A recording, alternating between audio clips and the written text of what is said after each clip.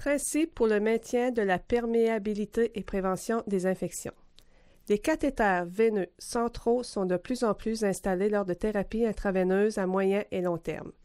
Ces cathéters, bien qu'offrant plusieurs avantages pour l'usager, requièrent des connaissances de pointe de la part des infirmières car ils peuvent entraîner un risque important de complications, l'infection étant parmi les complications les plus fréquentes. Chez l'adulte, la lumière ou le diamètre d'un CCIVP est souvent de 4 French pour une simple lumière.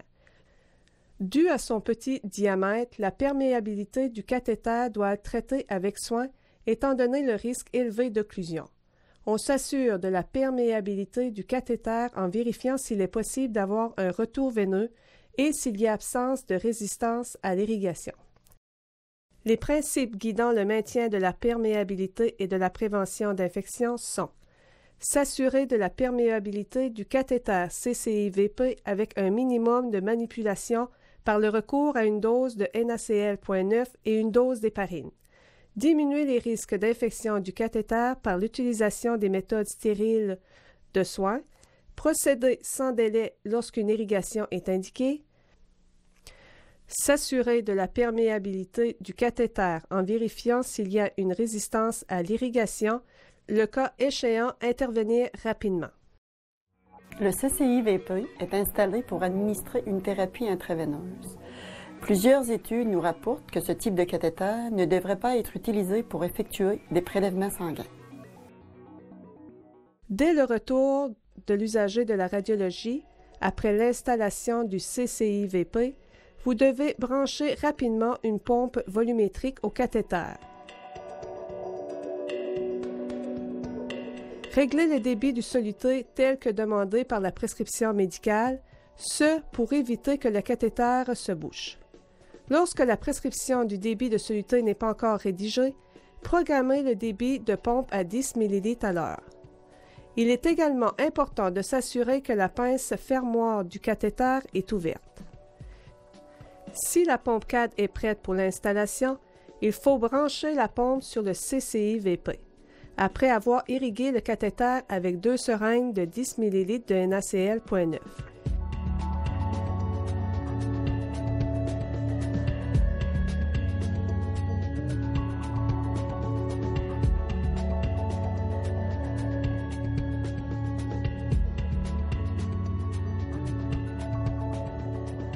Il est possible d'utiliser le CCIVP de façon intermittente, sans brancher la pompe CAD, comme par exemple lorsque l'usager ne requiert qu'une dose de médicament par 24 heures. Dans ce cas, il faut procéder à l'irrigation de 10 ml de NaCl avant et après l'administration de la médication et de terminer par l'héparine à chaque fois qu'un médicament est injecté dans le cathéter central. On doit toujours utiliser une seringue de 10 ml pour irriguer avec une pression adéquate.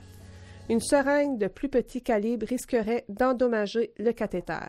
Le risque infectieux relié aux cathéters centraux est très présent. La colonisation bactérienne du cathéter se fera la plupart du temps par la peau et les points d'ancrage du cathéter ou par les raccords ajoutés. Un bouchon ou une tubulure enlevée d'un cathéter ne peut être réutilisé. Il doit être jeté et remplacé par un nouveau bouchon ou une nouvelle tubulure. En présence d'un cathéter à 2 voies, laissez simplement fermer la voie obstruée sous prétexte qu'une autre perméable n'est pas une pratique clinique acceptable car elle augmente le risque d'infection.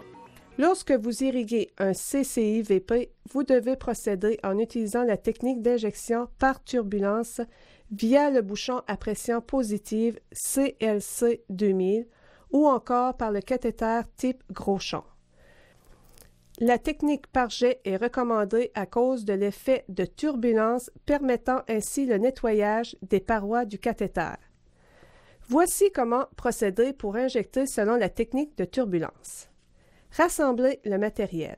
Se laver les mains avec de l'eau et du savon antibactérien. Prélevez 10 ml de NaCl.9 avec une seringue de 10 ml. Désinfectez le bouchon d'injection avec le tampon d'alcool. Insérez l'aiguille ou l'embout sans aiguille dans le bouchon ou vissez la seringue. Injectez le NaCl 1 ml à la fois de façon séquentielle, départ-arrêt, afin de déloger toute particule adhérant aux parois du cathéter. Étant donné que la lumière du CCIVP n'est que de 4 French, simplement repartir la perfusion, même à un débit maximal, n'est pas suffisant pour assurer une perméabilité efficace. Il faut donc injecter 2 seringues de 10 ml de NaCl avant de brancher une perfusion. Occlusion partielle. Une occlusion partielle, c'est l'absence de retour veineux, mais possibilité d'administrer les solutions. Occlusion totale. L'occlusion totale, c'est l'absence de retour veineux et impossibilité d'infuser des solutions. Dans les deux cas, une évaluation médicale est requise. La méthode d'administration d'héparine à suivre pour assurer une perméabilité optimale est la suivante. Vous devez procéder à l'irrigation au NaCl.9 du cathéter avant d'injecter l'héparine. Préparez une seringue d'héparine par voie de cathéter afin d'éviter la contamination croisée. Prélevez 3 ml d'héparine LOC 100 unités par ml dans une seringue de 10 ml. Utilisez une fiole d'héparine neuve et la jetez après utilisation. Désinfectez le bouchon d'injection avec le tampon d'alcool. Insérez l'aiguille ou la canule en plastique dans le bouchon ou vissez la seringue. Injectez l'héparine en maintenant une pression positive. Les cathéters munis d'une valve anti-reflux gros champ ne nécessitent pas d'héparine. Héparinez chacune des voies du cathéter à plusieurs voies avec une seringue différente afin de prévenir la contamination croisée d'une voie à l'autre. Vous remarquerez que nous utilisons un système de raccord sans aiguille avec bouchon à pression positive comme raccord. Toutefois, si une aiguille devrait être utilisée, son calibre doit être entre 21 et 25 avec une longueur n'excédant pas 2,5 cm. Immédiatement avant leur utilisation, bien nettoyer les voies d'accès. Bouchon, port d'entrée, raccord avec des tampons d'alcool 70 %. En présence d'un système sans aiguille, il importe de changer les bouchons de type CLC 2000 2 fois par semaine. Aviser l'usager qu'il est important de porter une attention particulière pour éviter que les bouchons entrent en contact avec de l'eau non stérile, comme par exemple lors des soins d'hygiène. Une ordonnance collective sur le maintien de la perméabilité est établie pour l'irrigation et l'héparinisation.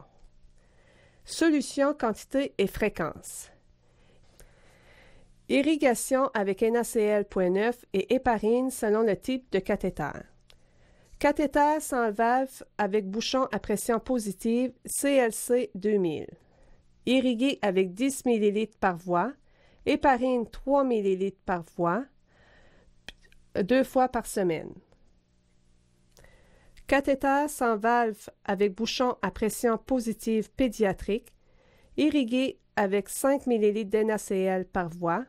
Héparine 1 ml par voie, 2 fois par semaine. Cathéter avec valve gros champ, irrigué avec 10 ml d'NaCl, 1 fois par semaine. Cathéter avec valve pédiatrique gros champ, irrigué avec 5 ml d'NaCl par voie, 2 fois par semaine.